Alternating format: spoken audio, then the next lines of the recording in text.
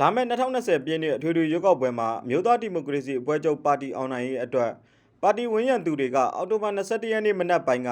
မြေတည်ရင်ကုန်တင်ကားစတဲ့လုပ်ငန်းသုံးမော်တော်ယာဉ်အစီးရေ300ကျော်နဲ့နေပြည်တော်မှာအင်အားပြလှည့်လည်ခဲ့ပါတယ်။ပါတီဝန်းရံသူတွေကမြေတည်ရင်အစီးရေ200ကျော်ကုန်တင်ရင်အစီးရေ100ကျော်တို့နဲ့အတူဥပဒါတန်တီဖျားအနီးမှာစုရပ်ပြုလုပ်ပြီးတော့တကုံးမြို့နယ်မှာအပကျန်တဲ့ဇေယျတီတီမြို့နယ်စပူတီတီမြို့နယ်ဥဒရတီတီဒက္ခိဏတီတီပြည်မနာမြို့နယ်လေဝေးမြို့နယ်နဲ့စပူတီတီမြို့နယ်တွေမှာလှည့်လည်ခဲ့တာလည်းဖြစ်ပါတယ်။ဒီကျုပ်ပါတီအောင်နိုင်ရေးနဲ့နိုင်ငံတော်ကိုဒီမိုကရေစီအုံမြင့်ခိုင်မာစေရေးအတွက်ဝန်းရံရခြင်းဖြစ်တယ်လို့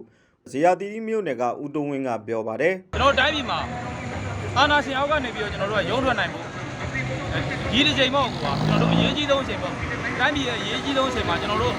လုပ်ငန်းရှင်ဖွဲ့ရတဲ့စုရုံးပြီးတော့စုရုံးနေဆိုတာလည်းကျွန်တော်တို့ကဒီလိုမင်းတို့ငါတို့သွားကြမယ်လို့စုခဲ့တာမဟုတ်ဘူးငါတို့တိုင်းပြည်ကငါတို့လုပ်ငန်းသုံးကားကြီးနဲ့ဝန်းရံမယ်လို့သတင်းလေးပါလိုက်တာသူကကျွန်တော်တို့ဝန်းရံပြီးထွက်လာတဲ့ကားအင်အားပေါ့အဓိကဒီပဲချက်ကတော့ကျွန်တော်နိုင်ငံတော်ကြီးကိုဒီမိုကရေစီအုံမြင့်ခိုင်ခိုင်မာမာစနိုင်ဖို့ကျွန်တော်တို့အခုလိုဝန်းရံလာတာပါCOVID-19 ကပ်ရောဂါကာလအတွင်းမှာပါတီကိုထောက်ခံဝန်းရံသူတွေအနေနဲ့ရင်အမျိုးမျိုးအသုံးပြုပြီးစုဝေးလှည့်လည်အင်အားပြခြင်းကိုယာယီဆိုင်းငံ့ထားဖို့နဲ့ယောဂမဖြစ်ပွားအောင်ကာကွယ်နေထိုင်ပြီးနိုဝင်ဘာ6ရက်နေ့မှာတပ်ဆိုင်ရာမဲရုံကိုတွားပြီးတော့ဒီကျုပ်ပါတီကိုမဲပေးကြဖို့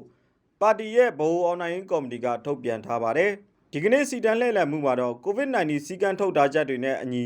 ကနဦးထွက်လာချိန်မှာကားတစ်စီးကိုလူ9ယောက်ခန့်သာသွားပြီးမဲ့ဝန်းရံသူတွေကတိုးလာတာမျိုးရှိတယ်လို့ပေါ်ပတီတီမျိုးနယ်ကလာရောက်ဝန်းရံသူဦးစောကြီးကပြောပါတယ်။ကျွန်တော်တို့ပြည်သူကကျွန်တော်တို့အခု15မှာလည်းအားလုံးမြန်မာပြည်မြင်ခဲ့ကြပါပြီလေ။အခု20မှာလည်းကျွန်တော်တို့ကဆက်ပြီးတော့ရှင်းတန်းစေခြင်းနဲ့15ရဲ့လုံးလက်စာအလုပ်တွေကိုလည်းကျွန်တော်တို့အထက်ပါတီကလူကြီးတွေလုပ်တဲ့လားအလုပ်တွေမပြတ်သေးဘူး။ပြပြသွားအောင်သူတို့လုပ်တဲ့အလုပ်တွေကိုပြပြသွားအောင်ကျွန်တော်က20တွန်းမှပြပြအောင်လုပ်နိုင်အောင်ခေါင်းဆောင်ကောင်းတွေအကြအရေးချင်းရှိတဲ့ပုံကိုကျွန်တော်တွန်းတင်နေတယ်ဆန္ဒနဲ့ကောင်းဝင်တဲ့အစိုးရကောင်းဝင်တဲ့လူကြီးတွေကဒီတိုင်းပြည်မြန်မာနိုင်ငံပေါ်မှာကောင်းစီမံခန့်ခွဲတတ်တဲ့ပုံကုမျိုးတွေကိုနေရာရစေချင်တာအာဏာရစေချင်တာဝင်လည်းအဲ့လိုလေးပေါ့ဒီကျုပ်ပါတီအနေနဲ့လာမယ့်2020အထွေထွေရွေးကောက်ပွဲမှာလွှတ်တော်ကိုယ်စားလှယ်1000ကျော်ဝင်ရောက်ချင်ပြိုင်သွားမှာဖြစ်ပြီးပါတီဥက္ကဋ္ဌဒေါ်အောင်ဆန်းစုကြည်ကကော်မူးမဲဆန္ဒနယ်နဲ့လက်ရှိသမ္မတဖြစ်တဲ့ပါတီဒုတိယဥက္ကဋ္ဌဦးဝင်းမြင့်ကတာမွေမဲဆန္ဒနယ်ကနေဝင်ရောက်ချင်ပြိုင်သွားမှာလည်းဖြစ်ပါတယ်။ COVID-19 ကပ်ရောဂါကာလအတွင်းမှာလူစုလူဝေးမလုပ်ဖို့ကျန်းမာရေးနဲ့အားကစားဝန်ကြီးဌာနကထုတ်ပြန်ထားပေမဲ့နေပြည်တော်မှာတော့အင်အားကြီးပါတီနှစ်ခုဖြစ်တဲ့အမျိုးသားဒီမိုကရေစီအဖွဲ့ချုပ်ပါတီနဲ့ပြည်ထောင်စုကြံ့ခိုင်ရေးနဲ့ဖွံ့ဖြိုးရေးပါတီတို့ကိုဝန်းရံသူတွေကပါတီအောင်နိုင်ရေးအတွက်လှည့်လည်မှုတွေချီနေကြပါတယ်ကျွန်တော်ကတော့အောင်မြတ်သူပါ